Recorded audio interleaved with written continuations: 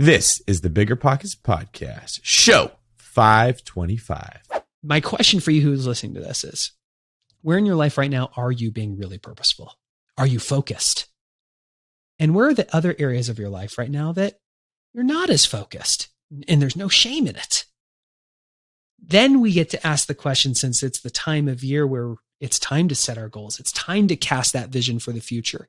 It's to ask the question, how do I feel about that? What do I need to do differently? That's the purpose of this. You're listening to BiggerPockets Radio, simplifying real estate for investors large and small. If you're here looking to learn about real estate investing without all the hype, you're in the right place.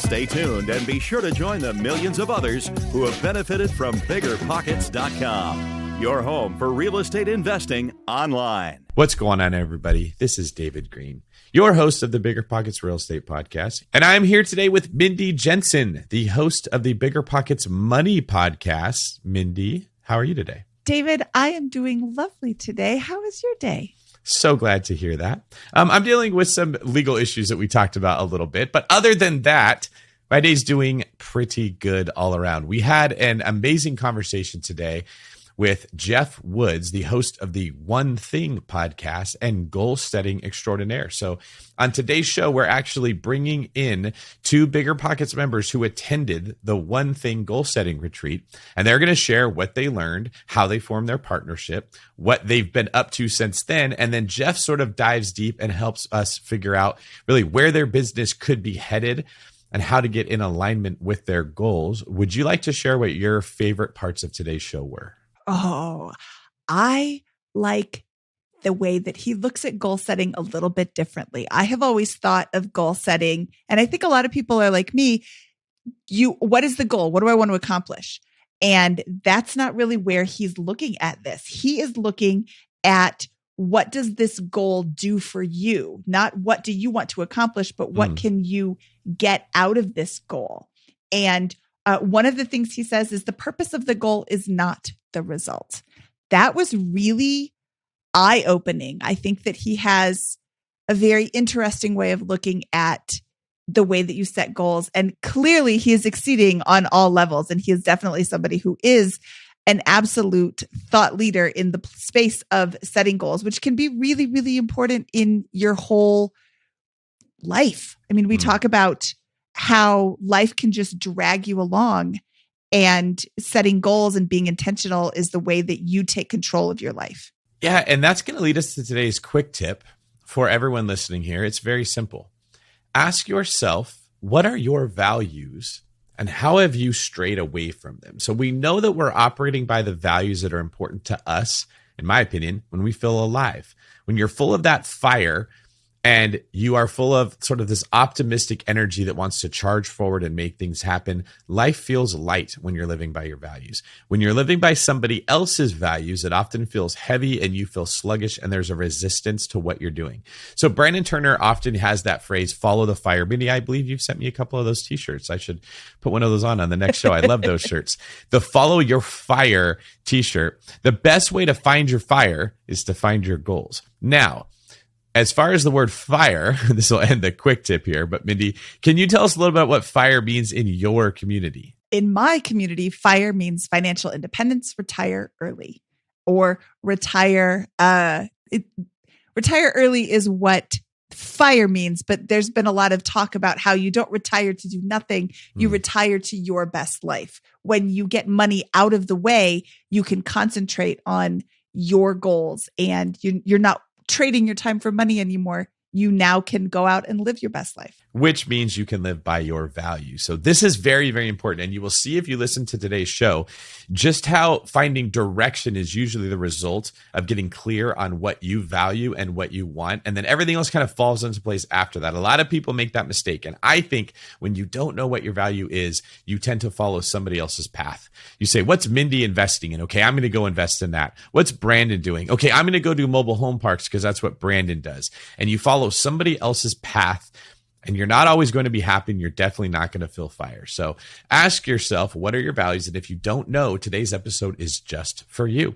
Also, I would highly encourage you, if you're the type of person who likes attending events, or maybe even if you're not, to consider going to the One Thing retreat that Geoff talks about on today's show. So I'm going to go ahead and let us get into that. Mindy, is there anything that you'd like to add before we bring in Geoff? You know, I want to say that the One Thing retreat, while it is in person, is also a virtual retreat and is being recorded. So if November 13th and 14th doesn't work into your schedule, you can still attend the retreat. And what we got out of Geoff today really makes me excited to attend this retreat. If you'd like more information about the retreat that Geoff talks about on this episode, you can find that at biggerpockets.com/one. That's biggerpockets.com/ONE. And the retreat is perfect if you want to sign up for your partner, your spouse, your team, or if you want to attend by yourself. All right, without further ado, let's get into today's show. Mr. Geoff Woods, welcome back to the Bigger Pockets Podcast. How are you today? Delightful, David. Thank you for having me.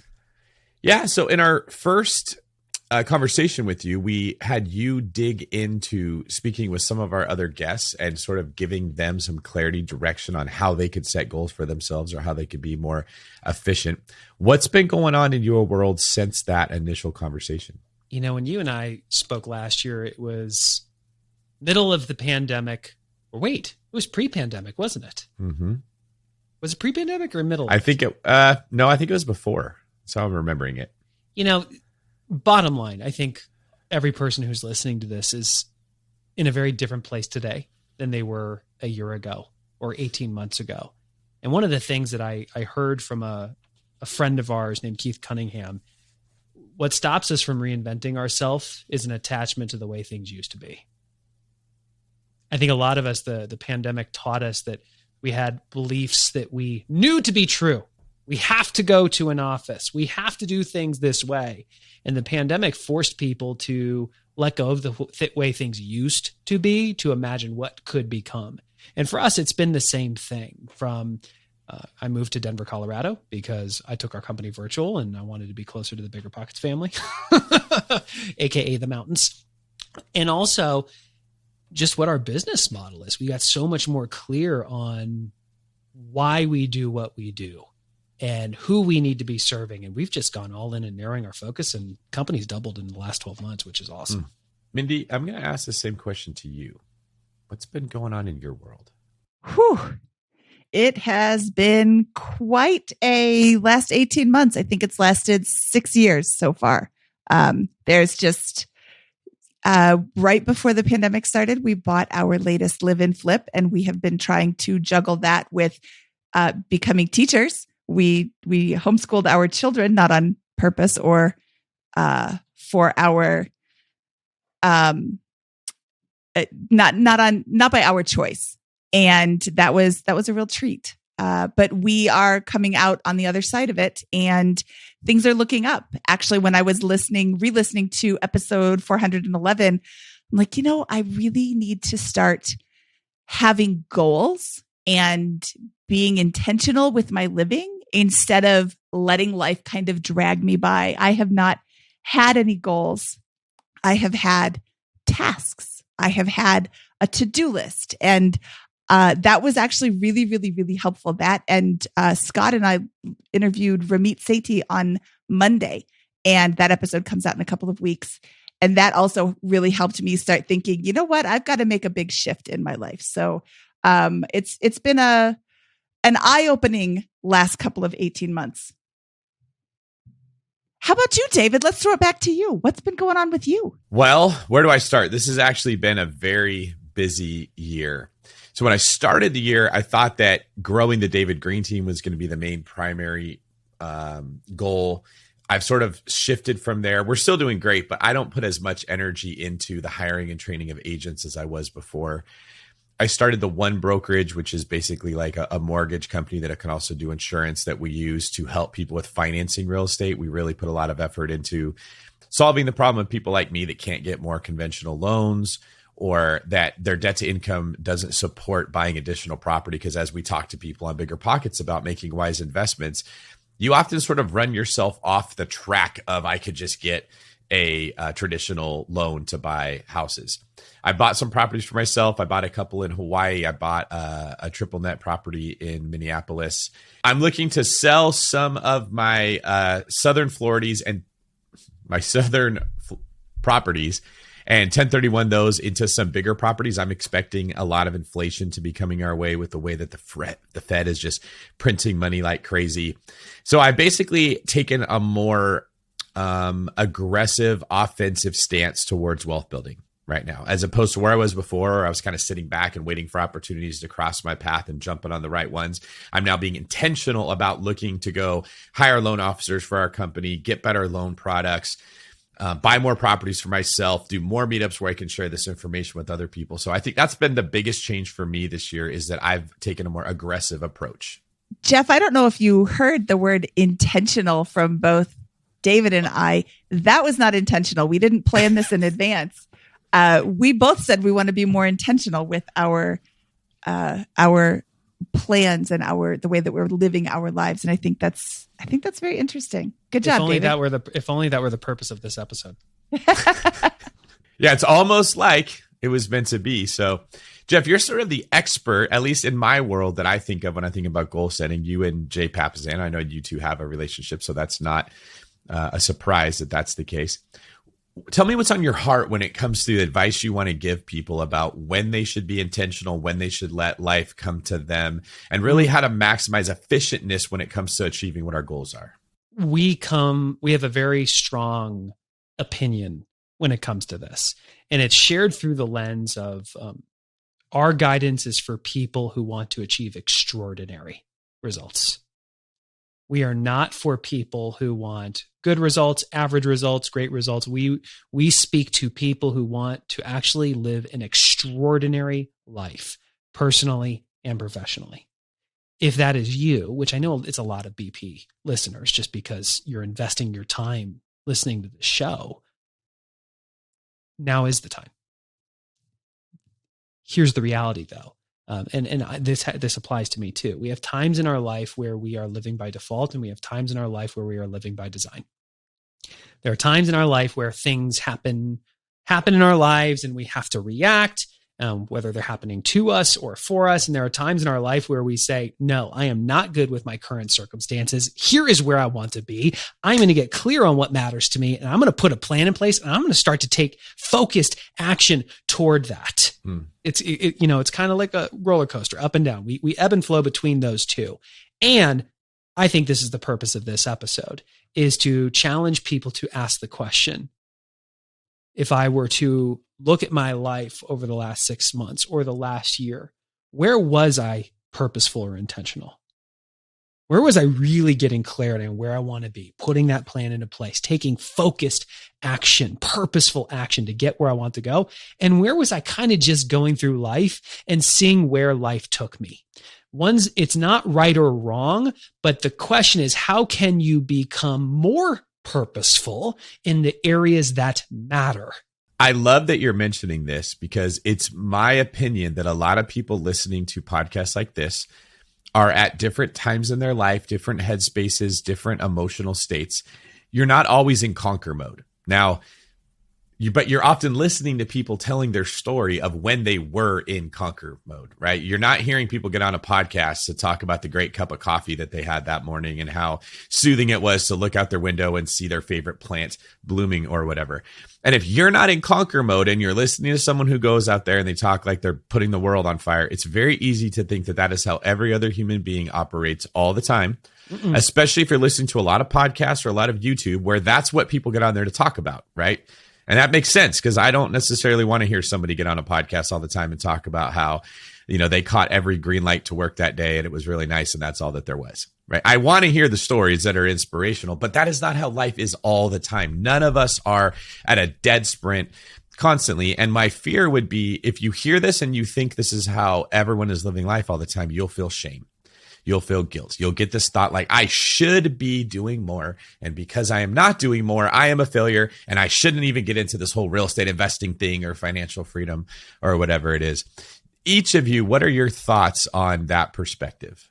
Ladies first. I say Preach, David. I'm sitting here thinking to myself, I have to pump my arms because I have been in that position. Life can be overwhelming. Life will throw things at you, whether you're ready to catch it or not. And sometimes it catches you on the side of the head. This is actually kind of spot on for me this week. Both my daughter and my husband tested positive for COVID.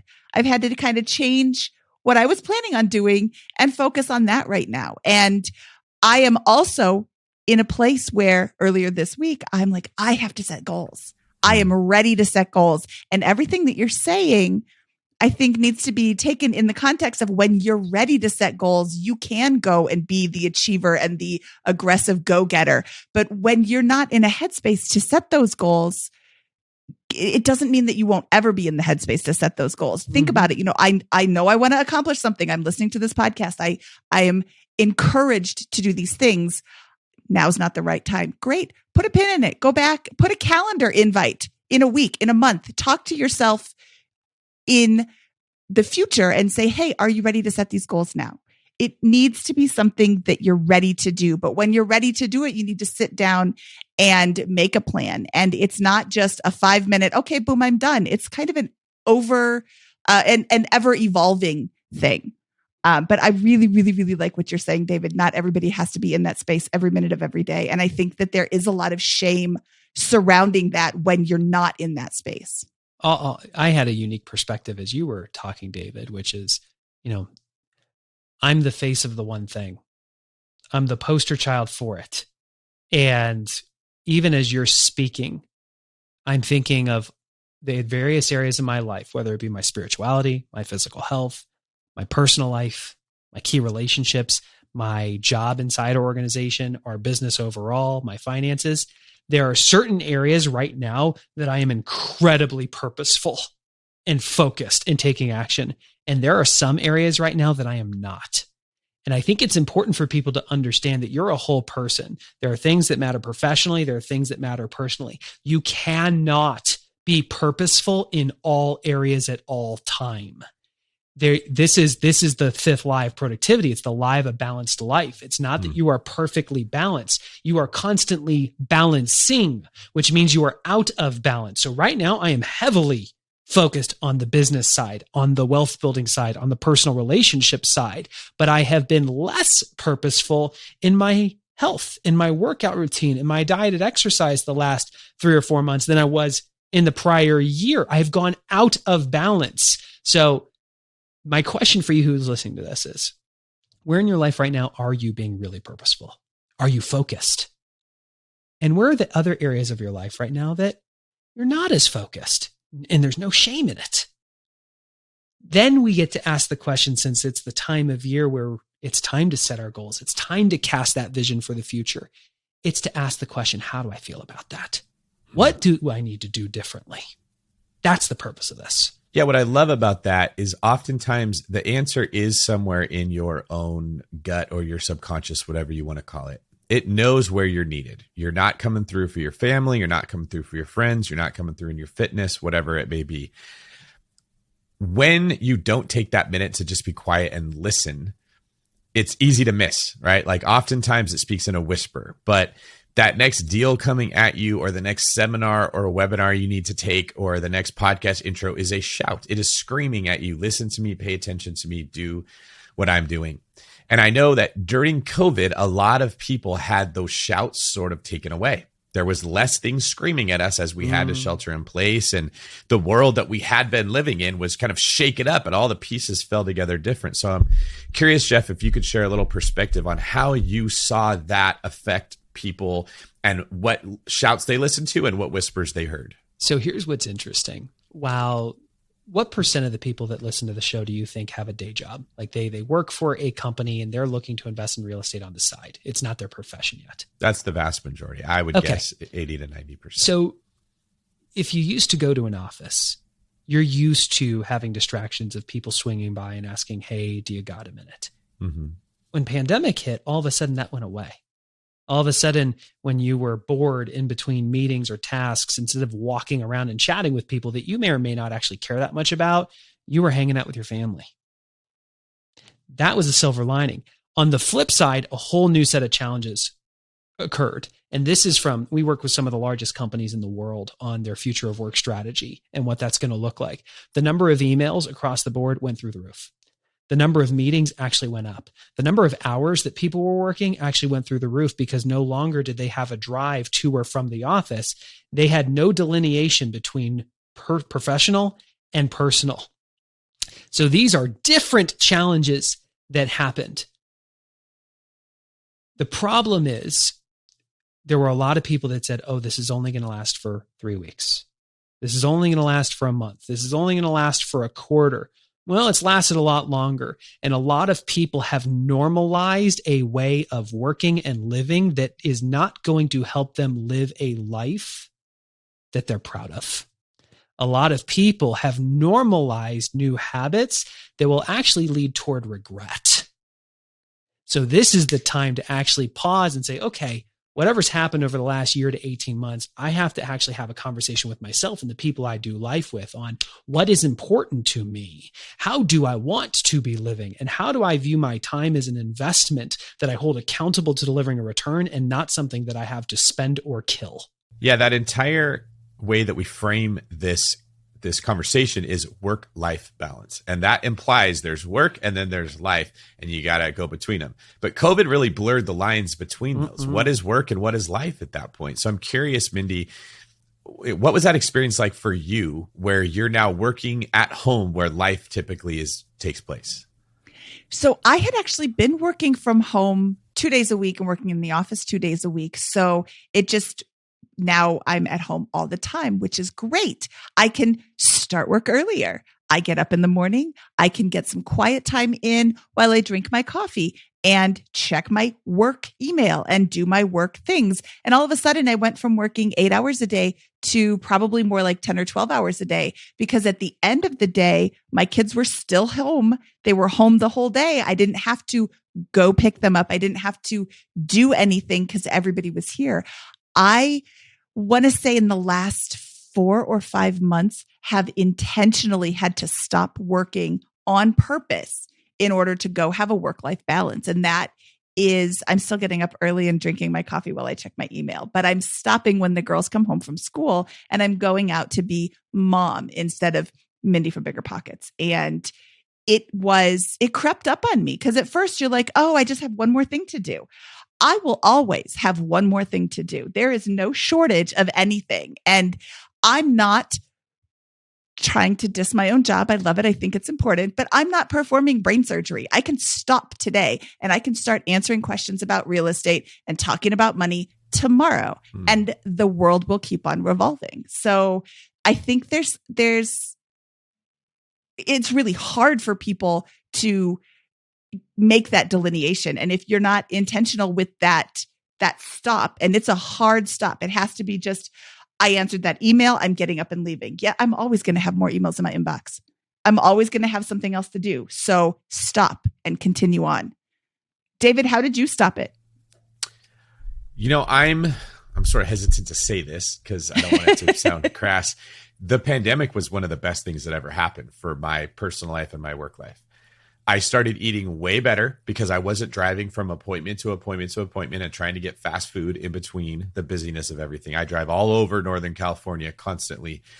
And when we got to a point where sellers were okay to do a Zoom call or we went over their house and they sent us a video of what it looked like, that's all I needed. I mean, when you know how the numbers of real estate work and you have professionals that can do stuff, it's very similar to my long distance investing concept where the photographer will show up at your house and they will tell me what needs to be put in place so that this can work. I don't actually have to go see it, but the clients, they like that. They like you to go look at the house, and COVID kind of handled that problem for me. Now they're not expecting me to be there. I still had people, we were still working. We just worked out of my house because the offices were all shut down, and it created a better relationship and communication between all the parties. We were right there next to each other. There was this camaraderie that was developed, like we're in the foxhole together. We watched our production go up while a lot of other people's went down. It gave a lot of confidence to the people on my team that I was the right leader to be leading them. I could go, like, I was able to exercise because I was at home. So when I would just get like stressed out from a client, I would just go for a run, or I'd go do pull-ups outside, or it was in the summertime, so I could go get sunshine. And then when my body was tired from exercising, I could come back in and my mind had a chance to rest, right? So like my productivity actually increased because I didn't sit there and try to like work out the tired part of my body or my mind all the time. When I was tired of analyzing things, I would get on the phone and talk to clients and have a conversation where emotions were more involved. So from my perspective, the pandemic was actually very helpful. And I'm hesitant to say that because for the majority of people, I don't think it was. I think it shook people up. I think it created a lot of pain, and I really want to be sensitive towards that. But what is important to take from it is that it exposed what we were doing on autopilot that we assumed was normal, whether that was good or not.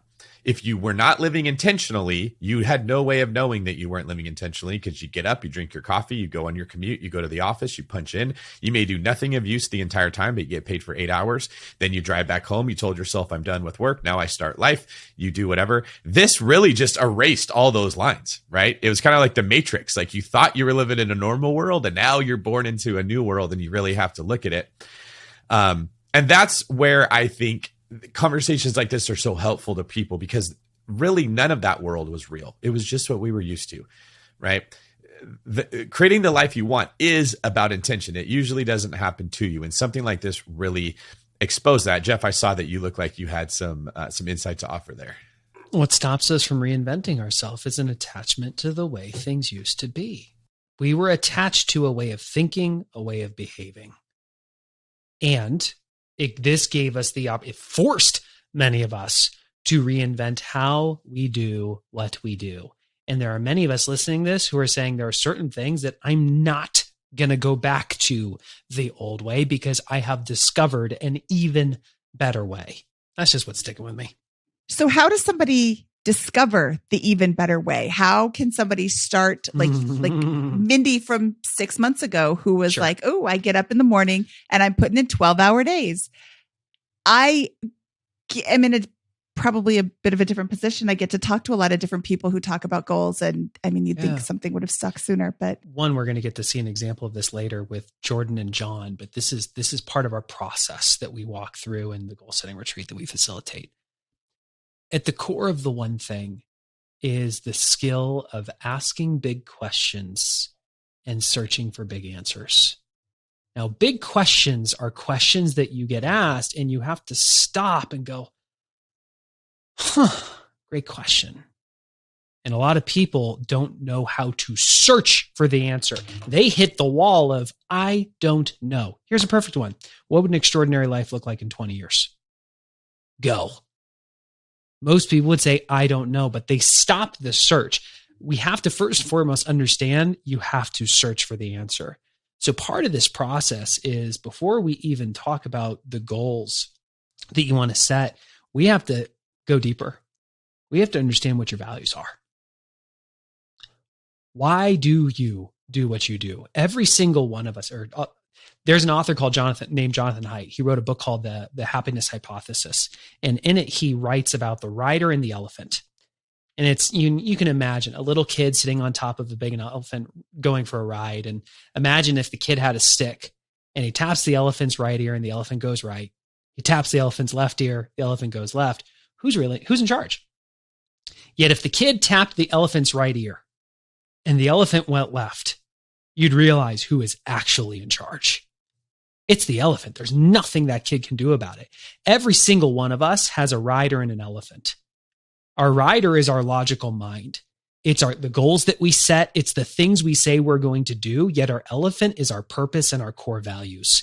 And whether you realize what your purpose and values are or not, they're actually there. You have a top 3 core values that drive every decision you make. Every one of us knows what it feels like to make a decision that lights us up. They're in alignment with your values. And every one of us knows what it feels like to make a decision that is out of alignment with our values because you feel the conflict. But if you don't know what your values are, you cannot make great decisions. So the first part is to understand what the heck your values are. We have a simple process for that. And once you have that, you then cast the vision for someday. You can figure out 10 years, 20 years, however far that is. And you genuinely start to search for the answer. Like Mindy, I guarantee if I ask you, in 10 years, what would extraordinary finances look like? And if you sat down with a pen and a piece of paper and really searched, you could come up with some ideas. What would extraordinary relationships look like? Imagine the relationships with your kids in 10 or 20 years. Describe it. What would it look like? If you gave yourself the space, you could come up with answers. You do this for the various areas of your life, and all of a sudden you have a lot of things that you could turn into goals. But we know that everything does not matter equally. That you look at all the things you could focus on and you ask the question, what are the ones, the few that if I really focused on these would make the biggest impact for me? And you reverse engineer that and work them backwards to goals that you can focus on for the next year and take action against on a monthly and weekly basis. And you'll be blown away at how much you can accomplish. What goes through your head, Mindy, when you hear that?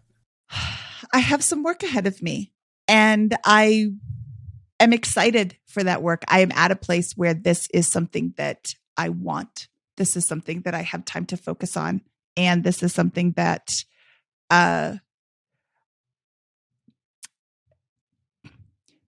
want. I have time to focus on, and I will be able to accomplish because I'm going to be giving myself time. Like I said before, I haven't been intentional with my time. Life has kind of been pulling me along, and life will pull you along. Life is what is that quote? Life is what happens when you are busy making other plans. Life is going to just pull you along until you focus and tell life where you want to go. And you said something that's really important there, Mindy. You said, I'm going to make the time. Yeah. For you who's listening to this, if I talk about knowing your top 3 core values, having clarity on life someday from now, and being able to take based on that, here's what I need to accomplish in 5 years. Here's what I got to accomplish in the next 12 months. This drives a lot of focus on what I have to do by the end of this month, which means this is what has to be on my calendar this week. If you cannot draw that line, by the way, zero judgment. Yet I would ask, if I followed you around with a camera for the last 3 months, how much time would we see you having invested in seeking that clarity? The answer is probably none or very little. And again, zero judgment, but your actions drive your results. If you want different results, we have to change your actions, which means, frankly, we got to start seeing things shift on your calendar. You need to start blocking time for these types of questions and searching for those answers. I think the vast majority of us, I think the default of human nature is to let the elephant carry us where it's going to carry us and make the most of wherever we go. So some of us grow up in homes where we have parents that do a better job than others of helping train our elephants. And so we end up on a path that will lead us more likely to prosperity or better relationships or more emotional control. Others of us don't have parents, or our parents had crazy elephants, or we had good parents, but other things came up in life that affected our elephant. And it keeps taking us into like the part of the jungle where all the tigers are. And you just keep doing self-sabotaging behavior. There's probably all kinds of scenarios we could list, but the point is, we don't think it's our responsibility to train that elephant. We just go with where it goes and we take what comes our way. Is what you're talking about here, Geoff, ways that you can take control of that elephant and make it go where you intentionally would like it to? It's the opposite. Okay. It's not controlling the elephant. It's controlling the rider. Your elephant is your core values. You don't get to pick them. They are, when people do this exercise to identify their values, oftentimes they feel pulled to choose aspirational values like this. I want this to be a value of mine. I wish this was a value of mine. I feel guilty that this is not a value of mine. That's family for a lot of people. They want to say family is one of their values, but it's actually not one of the top 3. Your values are your values. The question is, how do you train your rider, your logical mind, to set goals that are in alignment with your values, to make choices that are in alignment with your values, to seek opportunities that are in alignment with your values? And this is huge because one of the biggest places that people spend or invest their time is their job. More time in their professional life than they do with their family. But most people have never actually paused and asked, is what I do professionally in alignment with my values? Like my top 3 are growth, recognition, and impact. Is my job aligned with those? It actually is, because I've been very purposeful in designing a role where every day I live my values. It's why you hear the passion in my voice. I am growing every day. I have recognition. It's not like Geoff high five or kudos, but like doing this, having this type of conversation is recognition for me. And the impact, like Mindy, I'm watching your face as I can see your brain processing. That's impact for me. This lights me up. I'm on fire right now. So, but that has been intentional, because once I knew what my core values were, then I had a conversation with Jay Papazan, my partner, about how do I bring the most value to our organization while making sure they are in alignment with my values. We have been very purposeful in scripting that role, and then me hiring people to take the things off my plate that are not in alignment with my values. So it's more about focusing on the rider. It's focusing on you having clarity on what your values are, and then making sure that you choose goals and take actions that are in alignment with them. What do you think about that, Mindy? Is your brain hurt yet? I think that you're kind of inside my brain. Like, did you read my mind while I was getting ready this morning? It's really, but also I'm in a place where I am not only ready to take action, I've found the time to sit down and take action. And you haven't found the time, you've prioritized it. Oh, that's good. You and I have the same 24 hours in the day. Yes, we do. It's just a matter of, are you making it a priority or not? I'll tell you something I do not make a priority: email. I'll tell you another thing I do not make a priority: Facebook, Twitter, Instagram. Don't do it. It's not a 20% activity that is going to drive 80% plus of my results. Not to say that I don't ever check email or go on social media, but if you followed me around with a camera, you would not see that being a meaningful part of my life. What do you prioritize? My 20%. I am clear that, and when I say my 20%, I mean the 20% things I can do that drive 80% of the results. And I am so clear. Our definition of a job description is not everything that you have to do. It's the 2 to 3 things you have to do exceptionally well, or you should be fired from your role. And as the president of this company, I have 3 priorities: casting a vision, driving revenue, and being an ambassador of the brand. So having this conversation checks number 3. And if you looked at my calendar, you would actually see it's color coded. Over 80% of my work week is invested in 20% priorities that drive 80% of the results. Yes, I still check email. Yes, I still go to some team meetings. Yes, I still have to check some people's work from time to time. That's 80% stuff, but that's the minority of my time. And I'm going to say, this has been a journey. I've been living the one thing for 6 years. I've gotten here over time. It's not like I listened to a podcast episode or read the book and boom, the next day my calendar switched. It happened over time. But you said something, Mindy, that I think that really resonated with me. You said you sip your coffee and you check your email. I remember it was 6 years ago, because it was my first month on the job. I remember my alarm going off in the morning. I remember snoozing a bunch of times. And once it was time to wake up, I remember checking my email while still in bed. And I remember, you ever had one of those emails that you open it and it's a bomb and you're like, oh, I can't deal with this right now, and you mark it as unread? That happened to me. I got out of bed and I remember being with my kids for breakfast, but I wasn't with my kids. I was still thinking about that email. And it hit me so hard that when I wake up and check email first thing, it occupies my mind share and steals my focus and my presence from the people and the priorities that matter most. And so my very first habit that I formed with this company was to check my 411 before I checked my email. A 411 is a tool we have that gives you clarity on your priorities for the year, the month, and the week, personally and professionally. Before I even earned the right to open my inbox, I had to look at a sheet of paper that showed me what my priorities were. And here's what was interesting, Mindy, is the moment I looked at my priorities, I felt compelled to start knocking that first domino down. And when I started having clarity on the thing that matters most and taking action on the thing that matters most first thing in the day, I stopped artificially inflating the importance of my inbox. I discovered that my most important priorities do not live in my inbox. And if it happens to be in there, it's usually followed up with a phone call. So I didn't check my email till later in the day. And then I hired an executive assistant who her job is to check email. The things I need to see, I have 2 folders I check, a for today folder and a for this week. I just check the today folder and there's maybe 2 or 3 emails in there a day that I need to see and respond to and I don't need to do anything else with my inbox now. Yeah, I would imagine that type of clarity makes it pretty easy, comparatively speaking, when it comes to what jobs you're going to take on, what responsibilities you're going to move forward with, what tasks are appropriate.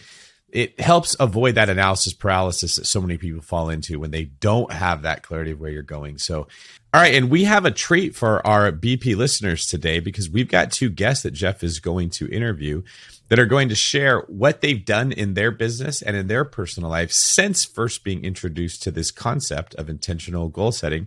And then maybe if we're lucky, Geoff can sort of walk them through what the future will look like and what their next steps will be. So without further ado, Jordan, John, welcome to the podcast. How are you 2 today? Doing great. Thanks for having us on. Doing well. Thank you.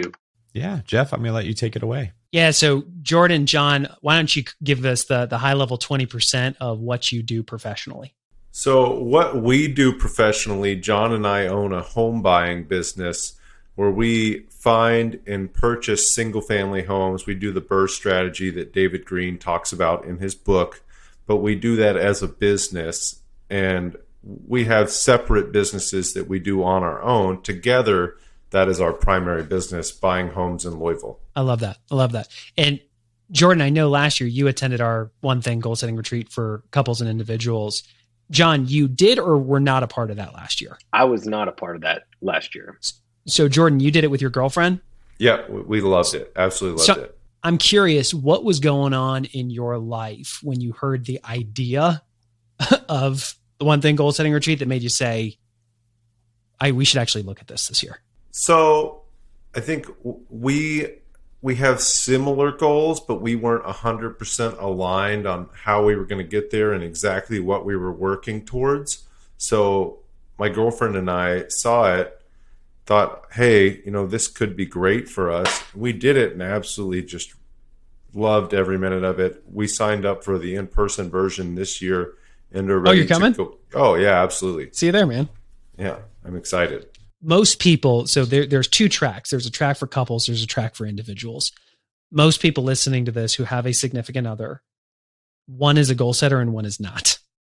That's the norm. Are you both goal setters or is one of you not as much?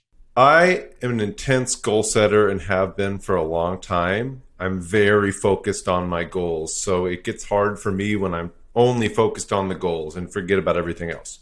What about her? Would she classify herself as a goal setter? She absolutely is, and she's growing into more of one since we've been together for the last few years. Did you guys have any doubts going into it or any question marks? Oh, absolutely. We had question marks, but we were up for the challenge and we're really excited to do it. What were some of them? I think the biggest ones were, are we not going to be aligned on where we want to go? And is this going to make things uncomfortable or difficult? And it did the exact opposite. Tell me more. We were able to implement, we do a monthly life dinner. We go over our goals all the time. But when we went through the couples goal setting retreat process, we actually realized that we're a lot more aligned than we would have ever thought. And it was because of the questions that were asked. The questions were so insightful and just hit you right in the right spot that you never think about on your own. And of course, we were a little surprised by how much paperwork there was and how many things we were going to have to fill out. But we really enjoyed that nonetheless.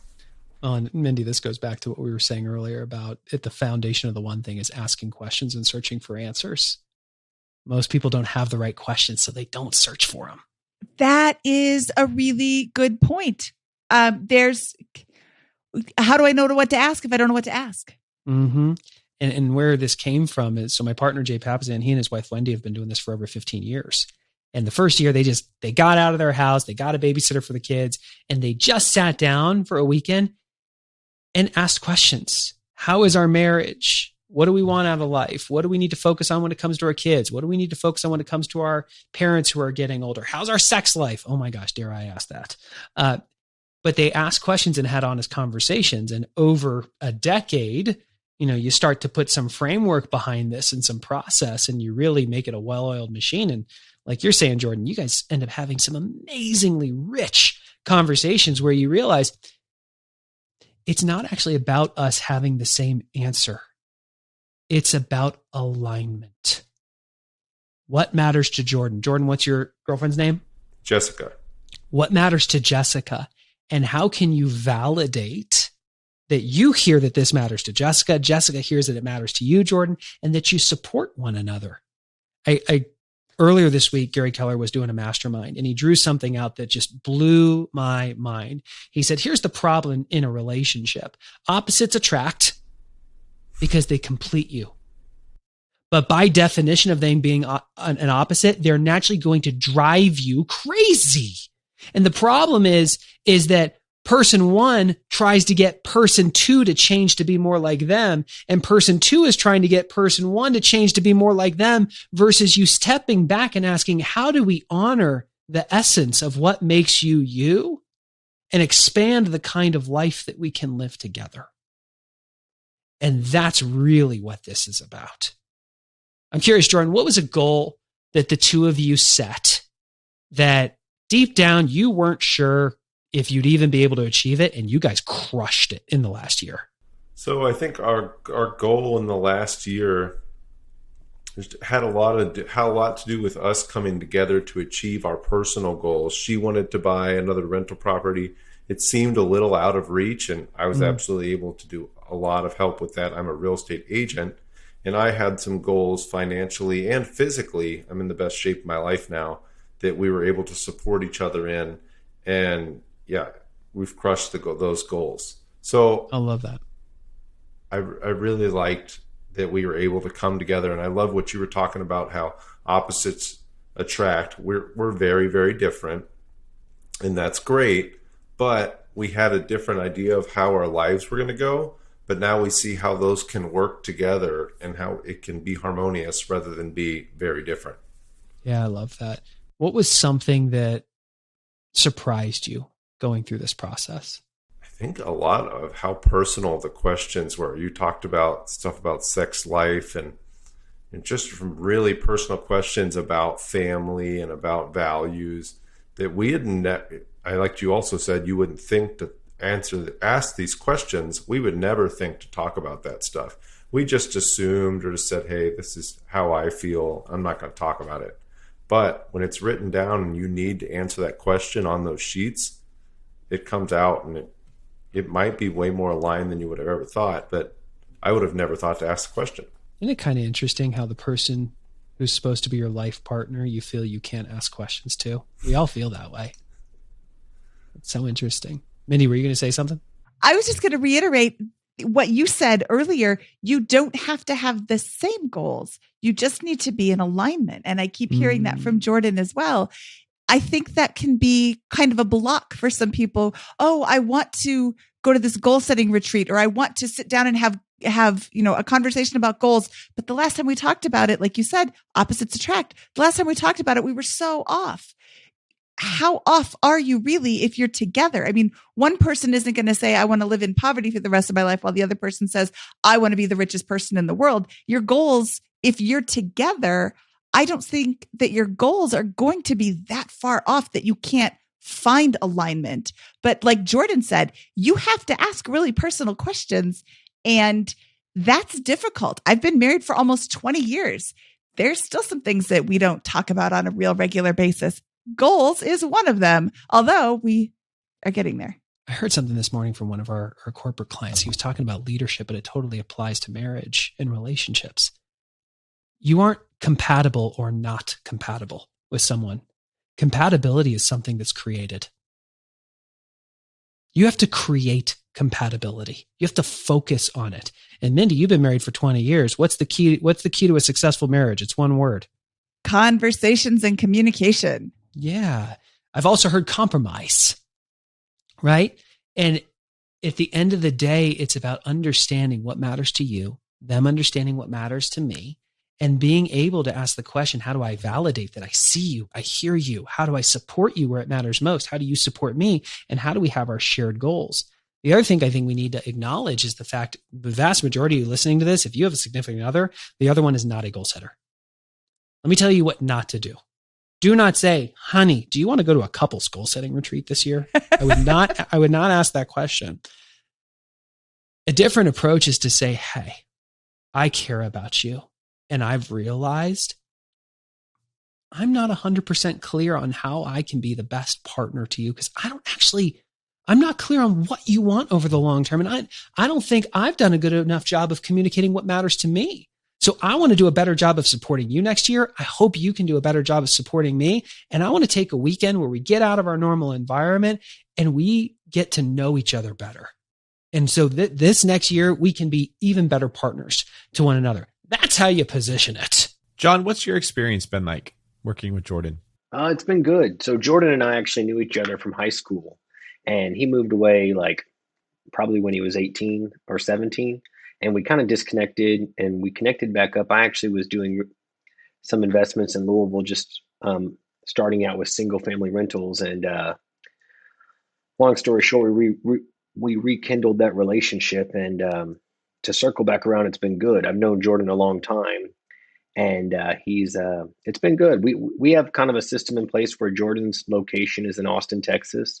Mine's in Louisville, Kentucky, and we have a system where the communication is good, but we've been working to make it better because Jordan is rarely here. So he's doing a lot of the marketing and the calling and the setting up appointments, and I'm doing the more physical meetings in person and closings and things like that. I don't know if that answered your question or not, though. Well, I think that was very practical. I think a lot of people are more comfortable starting a partnership with someone they know. So their first thought is to go to their friend, go to a family member, go to somebody who they already have a pre-existing relationship with. I'm curious if you guys think it worked easier because you knew each other, or if maybe you had to be extra intentional because now there's actually a relationship at risk if things go wrong. Like, what were some of the pros and the cons of working with someone that you already know? Yeah, so I'll start. John and I had known each other for a very long time, but we hadn't really talked that much for about 10 years until we started. Started talking about a year before this. He was doing some real estate investing in Louisville. I was actually also doing some real estate investing in Louisville. And we floated the idea around, but I think both of us are very conservative and cautious people. And we wanted to make sure we were on the same page. So before we even got into the partnership, we set some goals. We talked about where we wanted to go. And we put this all down in writing. We had an attorney put an operating agreement together. We both signed it. And then we started buying our first houses. But yeah, we were both cautious about getting into a partnership because in the past, we've only done this on our own. I'm curious. We've only kind of taken the couples angle so far, but it's actually about setting goals with the people you do life with. Whether in this case, now we're talking to you two as partners, as business partners. As you look back, what were the things that inherently you think partnerships lack that this type of approach or methodology provides? So I think a lot of what partnerships lack are people with two different skill sets. I see that all the time. Hey, we're both really good at doing this thing. Let's join together as partners. Like John said, we know each other very well. And that did help me have some insight to know what he's good at. He's great at the details. I am terrible at the details. I'm great at getting the ball rolling and being the big picture type of guy. He's awesome at making sure nothing slipped through the cracks. So that's why this is a great partnership. It really doesn't have too much to do that we knew each other, other than we had similar values, similar goals. We actually John, I don't know if you remember, we first talked about this when we were in our teens. I remember sitting in a yard with him somewhere and saying, wouldn't it be cool if we could buy houses someday and other people would pay them off? And what do you know, 15, 20 years later, we're now doing that. Yeah, it's pretty crazy. I think it helped reinforce it too, because I myself had been purchasing and had experience in real estate, and Jordan had been doing real estate for over 5 years or so, 5 6 years. So we both had a track record of new, but at least got our feet wet in real estate before. So none of us were brand new green to it, which kind of helped reinforce both sides, I feel like. How long have the two of you been in partnership? It's just a year. Just a year. Just a year. So what are the questions that you have at this point when you think about your partnerships and about how you guys stay on the same page moving forward? The big, and we've been talking about this recently, the big questions aren't, are we going to continue to grow? Because we know we're going to do that. We know we both have the same goals. We want to do these things. The biggest questions are, how are we going to continue to grow? How are we going to bring other people and build this company into a point where it's not just John and I doing most things? So those are our big questions, is how do we set goals to leverage other people? And I think, like you're talking about, live in the 20% and forget about the 80%, have other people handle the 80. Well, if we can only, we're kind of turning the tables now to going to moving forward. If we can only invest our time together focusing on one area, where would it be? Building a business. Okay. Or structuring the business. Specifically around team? Okay. John, would you agree with that? It is. And that's where it's, I would say, a struggle. Not struggle, but Jordan and I are in different chapters where I have an insurance office in Louisville, Kentucky, a brokerage.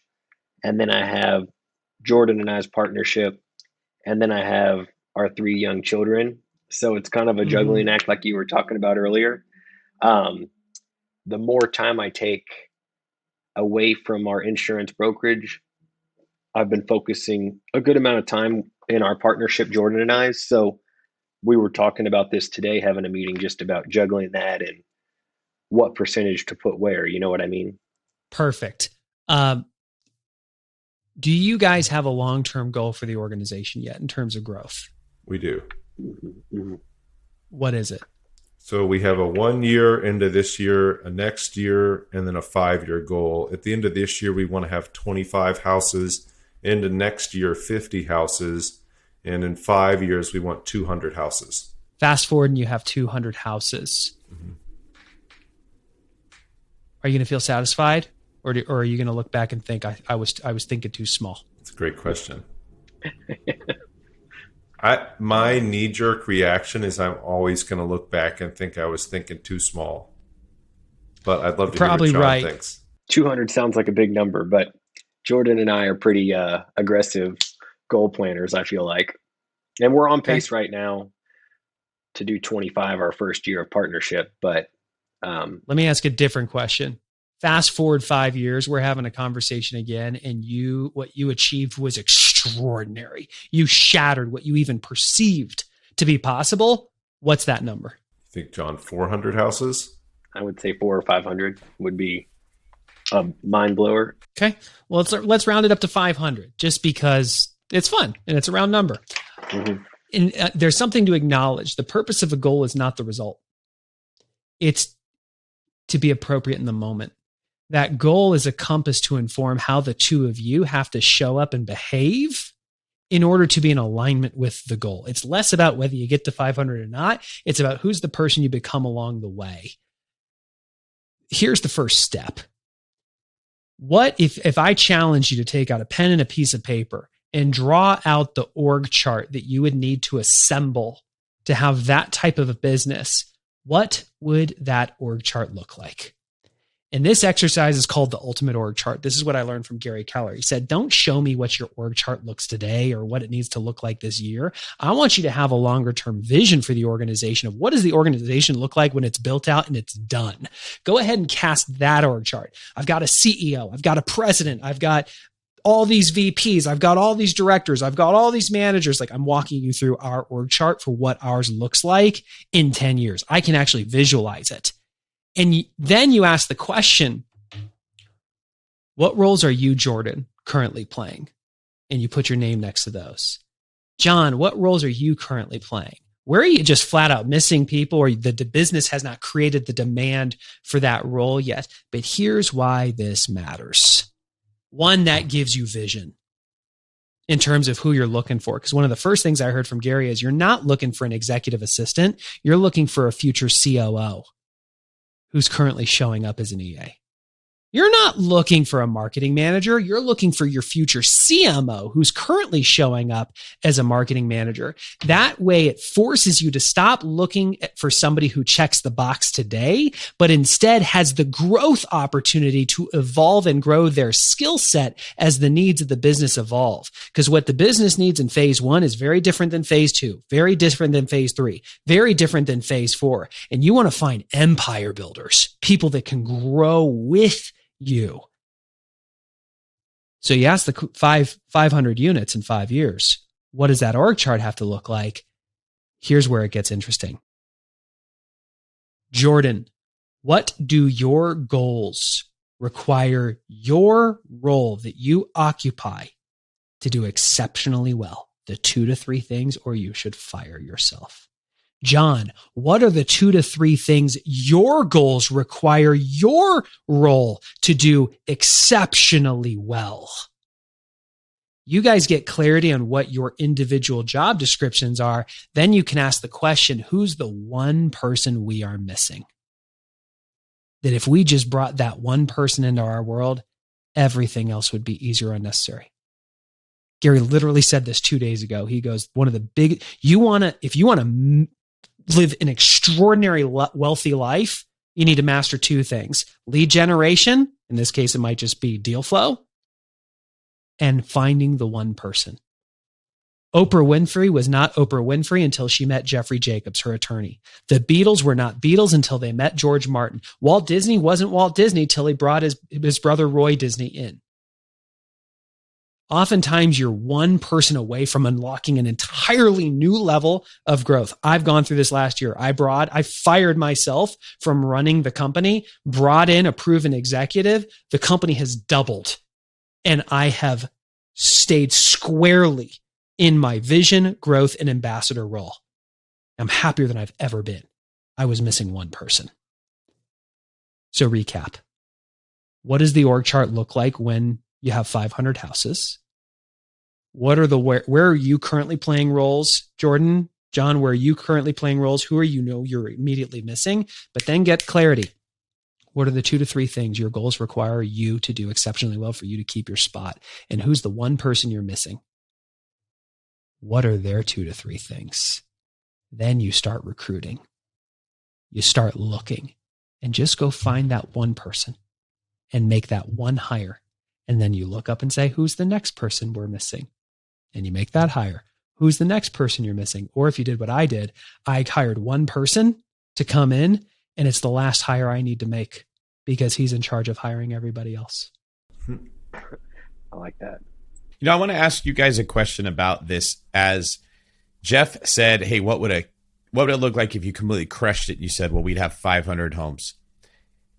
And I'm not leading you to an answer. I'm literally asking, do you want to own 500 single family homes in Louisville? We've talked about that. So both John and I feel like in the future, we need to diversify markets. So what that looks like is we have started looking in Texas. We have a team of people out looking for houses in Texas for us, San Antonio, Austin area. We want to own 500 homes, but we don't want to do all that work. And I know, David, single family homes can be a lot of work. So we want to structure an organization that takes care of all that work. Do you know how many people you'll need in that organization to successfully manage 500 single family homes? We have not gotten that far yet. If you did that and you realize that that's an entire company, maybe like 10, 15, 20 people that you would need, which is now 10, 15, 20 personalities that have to be managed and people that take resources and energy. Would you consider changing the trajectory of what you want your company to look like? Would you maybe get to 100 homes and 1031 into an apartment complex and then start buying another 100? Oh, yeah, we've absolutely talked about that too. I think we made the decision last year to focus on single family homes because we're finding great deals with single family homes. We had been looking at apartment complexes, and we still do every so often. And we just aren't seeing the types of deals we'd like to see. Okay, let me jump in here. So remember what I said the purpose of a goal was? To be appropriate in the moment. It's to inform what you have to focus on, how you have to behave. If you had a plethora of opportunities, great deals in single family, but you had equally the same opportunity in apartment, which path would you pursue? I'm going to say apartments, but I'll throw to John there too.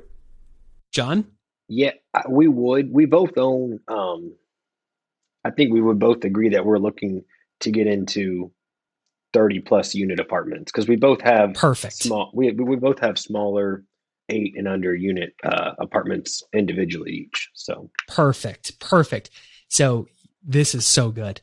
A lot of people set their goals based on what they think they can do. And what you perceive you can do is based on your current circumstance. Right now, your deal flow is in single family, so you set a single family goal. Mm-hmm. That is not the purpose of the goal. The goal is to ask, what does extraordinary look like? And it's, hey, I'd have X number of doors, whether that's a single family home, whether it's an apartment complex providing X amount of cash flow or Y amount of net worth. Then you can ask the question, how am I going to get there? Well, right now, the fastest path to building is single family homes. That's where you're finding your deals, and you want to scale that. And you want to acquire more and more and more. But ultimately, David asked a great question. Do you actually want to manage or have a team that manages 500 homes? I'm actually hearing maybe not as much. So maybe the whole goal is to get to 100 so that you can 1031 into your first big building, and then you repeat. You get your next 100 homes so you can 1031 and get your next building. So the two of you, like Jordan, I know you're coming back for the retreat this year. John, you're going to be in tow with him. The two of you have to actually ask the question, what does success look like in 5 years? If it's 500 homes, fine, but I'd ask the question, what does 500 homes do for you? And set the goal more around that and detach yourself from the how. Detach yourself from the 500, attach yourself to what the 500 does from you. Then you can start reverse engineering because a completely other opportunity might open up. Maybe it's storage ownership. Maybe you want to go mobile home park. Who knows? But be open to the paths but it's about how do you be appropriate in the moment? What do we need to focus on this year that's going to bring us closer to that longer term vision? And you two being on the same page. It's extra important because, like what Geoff is saying, the goal helps you understand who you need to become in order to hit that. And if you want to manage 15 to 20 people, basically have a property management company to help you herd 500 cats, which is what it will feel like when you get 500 single family homes. The skills that each of you need to be working on individually to be successful in that are different than if you want to get to 100, 1031 into an apartment, start over, right? You can do that with a smaller organization. You'll need more people that are analytical. You'll need relationships with brokers. You'll just need to become a different kind of human being to be successful in that goal. And that's why this is so important that we have these conversations. Because can you imagine if you said, hey, I'm taking a journey to that destination, and you geared up for everything you would need to go there, and a third of the way there, you completely changed your mind and said, actually, we're going to go there. Now you have to stop and re-provision and ask yourself, do I have the skills that I would need to be good there? And maybe set yourself behind. Whereas if you sort of plan this ahead of time, look, we're going to get to 100 and then we're going to stop and reevaluate. We're going to figure out where do we want to go. It's you can put a plan into place to get you there much easier than we're just going to go and balls out 500 homes. That's as far as we're going to get to. And that's our only path. And this is why goal setting is so important. It also, I think, brings you the clarity of this is what we want to do. It makes your KPIs, your key performance indicators, that much more clear what you want to do. It helps you understand where you want to be building relationships, right? Where the deals are going to flow from. You're going to need a whole lot more handymen and contractors doing single family homes than if you go after an apartment complex. So this can make you very successful, like much more successful than if you didn't do it. And I think what makes it difficult to do is that you're forced to plan for 5 years down the road. And it's always easier to just say, what can I do right now that will make me feel better and get me out of the pain that I'm in right now? I'm curious, what have you two learned having this conversation? Oh, that's what I was about to say. I love going to goal setting retreats, going to conferences, and getting different perspectives. Because if John and I, all we did was just talk in between each other all the time, we might stick to, hey, we just want to hit 500 homes in 5 years. We're never going to look anywhere else but just as many houses as we can get. And maybe in 5 years, when we're managing 500 homes, we're really burnt out and we hate it and we don't like it. And that's a lot of what we were talking about earlier today. I'm like, John, how can we get you to not drive around the city all day? You have a thriving insurance brokerage. You've got 3 kids and a wife. You've got other stuff you'd like to do rather than drive around and check on job sites. So I love this kind of stuff. Always going to do this. I know I set a lot of steps for you guys, but I'm going to narrow it down to one. How on brand? Fast forward 5 years. How would you know if you were successful?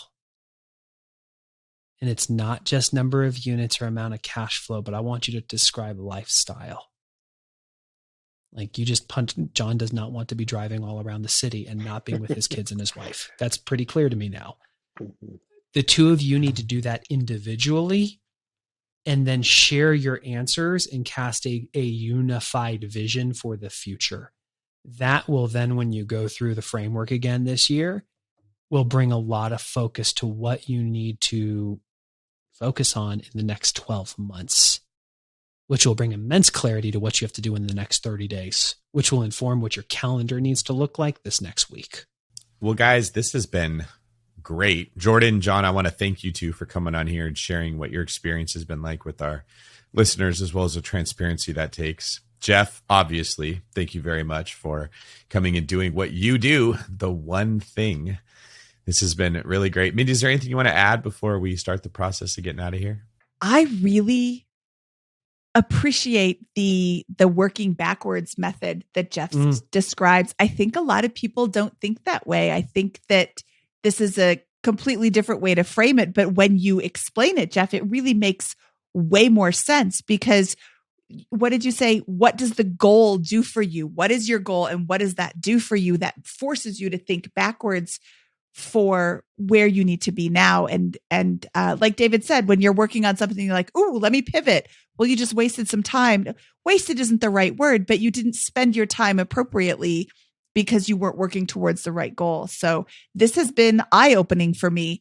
And I'm excited for your event. It seems like this is I'm excited for what Jordan is going to get out of it and what John is going to get out of it. I think it's going to be a really fantastic boost to their company. And I can't wait to talk to John and Jordan in another year and see what has happened from this retreat. And I'll just say, this changed my life. I haven't said a single thing here today that I have not lived myself. A year ago, we were residents of Austin, Texas. But my wife and I did our goal setting retreat and we had an honest conversation realizing we are not Texans. Sorry, Jordan. Deep down, we wanted to be closer to mountains. And I told myself the story that I have to be in Austin because it's where the company is. It's where Gary and Jay are. But all of a sudden, all our corporate clients are saying the future of work is going to be more virtually based, physically enhanced. And I sat down with my partners and said, as a company that trains companies to be productive, if that's the future of work, shouldn't we be one of those companies so we have authority? And they said, yeah, we probably should. And so I said, so we're taking the company virtual? They said, yes. And my wife and I had already booked a trip to Denver because we made our one annual goal. If every year for the next 5 years, we took one trip to a place we might want to maybe call home, in 5 years, we'll know where we'll want to live. So in 10 years, we can live where we want to live. I bought a house in Denver on that trip because we did this retreat. So for you who's listening to this, what stops us from reinventing ourselves is an attachment to the way things used to be. You've learned that in the last year, but now is a time to have an honest conversation about where you've been letting life happen to you and where you can be more purposeful so you live a life by design. That is the purpose of this. So if you want to learn more about the event, you can go to biggerpockets.com/one. That's ONE, biggerpockets.com/one. They've partnered with us again this year, and we can't wait to be with you guys.